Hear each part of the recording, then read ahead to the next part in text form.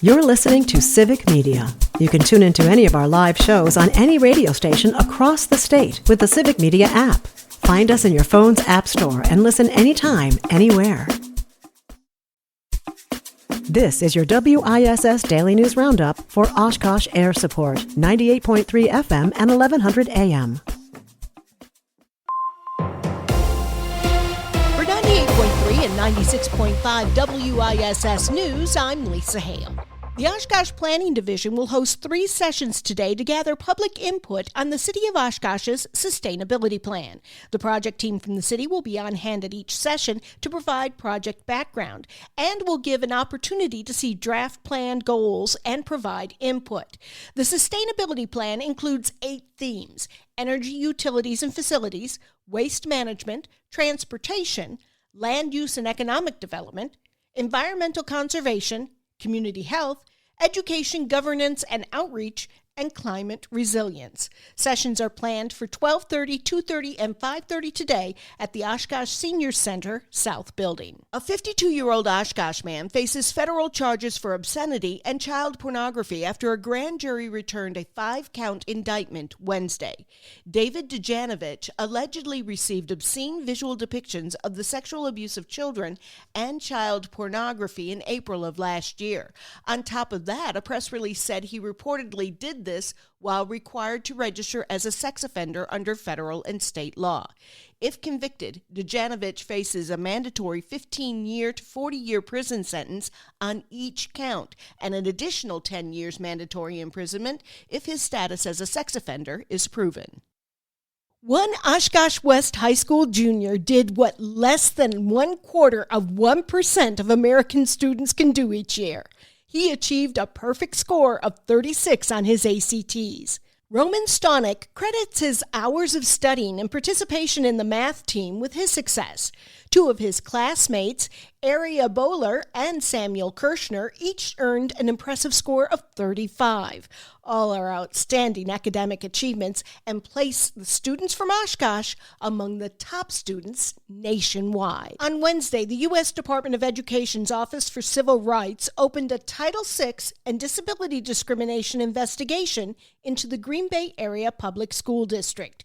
The investigation is based on a complaint filed by a Green Bay mother and the Wisconsin Institute for Law and Liberty, or WILL, who alleged that the district discriminated against an elementary school student with dyslexia because he's white.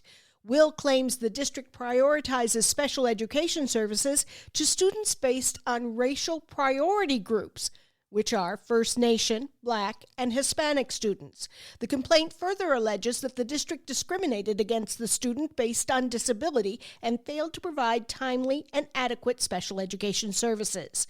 Lori Blakesley, Director of Communications and Public Relations for the school district, said the district has, quote, no comment as it is an ongoing investigation, end quote. See our story at WISS.FM for more details. Last summer, during torrential rains, the Mill Pond Dam in Manawa was damaged, causing flooding. An engineering firm told the city yesterday that repairing that dam, built in the late 1800s, is not an option, and it should be demolished and rebuilt to the tune of $8 million. Just removing the dam and returning the mill pond to the river channel would cost the city about $700,000. State Republicans introduced legislation that would require the Universities of Wisconsin system to offer 24-hour access to virtual mental health providers. The bill, introduced by State Senator Jesse James and State Representative Todd Novak, is based on a program already offered at the University of Wisconsin-Madison. It does not, however, include funding for the program. UW system officials say their current mental health services funding is set to expire in June, and they've included continued funding in their biennial budget request. Could changes in SNAP benefits affect local grocers? Joanne Krulatz has that story. As many Wisconsin residents are at risk of losing their food assistance benefits under the budget bill recently passed by the House of Representatives, local grocery store owners are expressing concerns about their ability to stay open. According to the Wisconsin Grocers Association, food assistance programs like SNAP and Food Share are vital for smaller grocery stores. Organization officials say that if low-income residents are not able to access that food assistance, and use it at their local grocery stores, they may be forced to shut down. Meat Fest is coming to the Rush Expo on Saturday. And while Meat Fest in itself is an event to experience, within the event is a competition that fans of cooking shows like Top Chef, MasterChef Junior, and Chopped will love. Amy Shadian, the event's designer, said the kids' cooking competition will shake things up a bit for Meat Fest. They had to submit their information, a recipe of something that they're really proud of, and then a 1-minute video of why they should be chosen. The videos were so cute. I'm so excited to see these kids in person. They just have such personality, and it's just going to be fun to watch. 2 groups of kids will compete, 8 to 12-year-olds and 13 to 17-year-olds. Doors for Meat Fest at the Resch open at 11 a.m. Saturday. Maybe their wings were just too tired, but some pigeons decided to hitch a ride on a flight to Madison. The plane was in Minneapolis on Saturday, about to take off, when passengers spotted a pigeon in the cabin. They managed to get it off the plane. And then, while taxiing, another pigeon was flying around. The Delta crew had to get the second one off the flight before they could take off. It ended up delaying things by about an hour. But at least it wasn't snakes on the plane. I'm Lisa Hale for 98.3 and 96.5 WISS News. For news anytime, visit WISS.FM.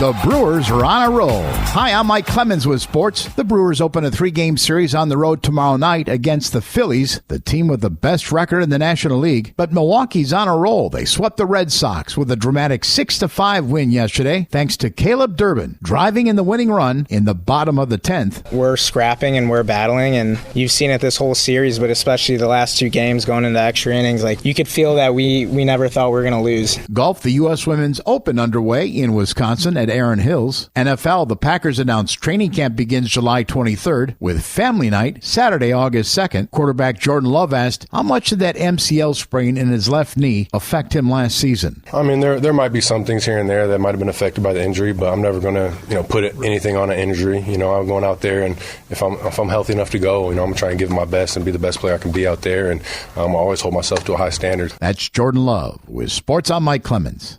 On your entertainment beat, I'm Pete Schwaba. Stepping into the role of a hit movie character can probably be a bit overwhelming, especially if they are iconic Harry Potter characters. That's right, Daniel Radcliffe, Emma Watson, and Rupert Grint have been replaced. HBO's new Harry Potter series has cast Dominic McLaughlin to play Radcliffe's role of Harry Potter. Arabella Stanton replaces Watson in the role of Hermione Granger, and Rupert Grint will be replaced by Alistair Stout, who will play Ron Weasley. The show will premiere sometime in 2026. Speaking of Harry Potter, cast member Miriam Margolyes recently gave a not-so-encouraging health update after undergoing a heart procedure. The 84-year-old actress who portrayed Professor Pomona Sprout in the hit fantasy franchise says she does not have long to live. Margolyes says she still wants to work, but probably only has 5 or 6 years to live. I mean, not to sound heartless, but 84 years old with 5 or 6 years to live puts you at 90 and solidly in the bonus round. Just saying. Tom Cruise thanked moviegoers and studios alike, especially Paramount Pictures, for what the actor called their unwavering support for the 8th installment of the Mission Impossible franchise, and its biggest opening yet. I don't think that's ever happened. It's a good sign for the franchise and the studio, as the price tag for the film is $400 million. Think about that. The 8th movie in the franchise is one of the most expensive ever made, and it's going to turn a profit very quickly.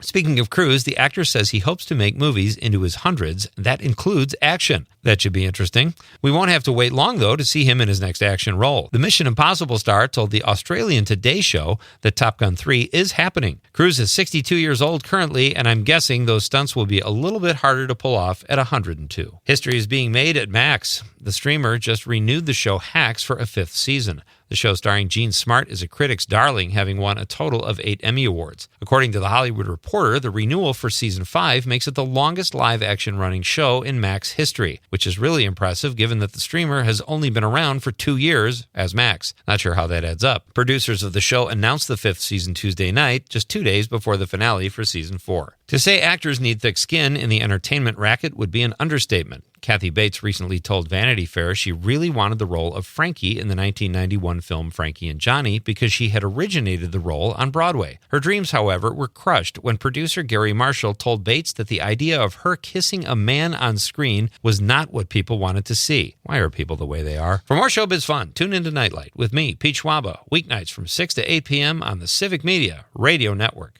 I'm meteorologist Brandon Bormans. Partly sunny skies today with an outside chance of a shower in the afternoon. Nice day, high of 72. Tonight, partly cloudy, a low of 53. Mix of clouds and sun on Friday, highs in the upper 70s with a chance of a shower or thunderstorm in the afternoon. It's 58 at our studios. That's your WISS Daily News Roundup from Civic Media. Subscribe to this podcast on Spotify, Apple, or wherever you find your podcasts. Find more news at WISS.FM. The national news cycle never stops, but it can be hard to find news about your local community. Civic Media is dedicated to providing quality local and state news coverage across Wisconsin. With the Civic Media app, you can get notifications about local stories that matter to you and your community. Find the free Civic Media app in your phone's app store and choose notifications from the menu to tell us what kind of news you want to hear about.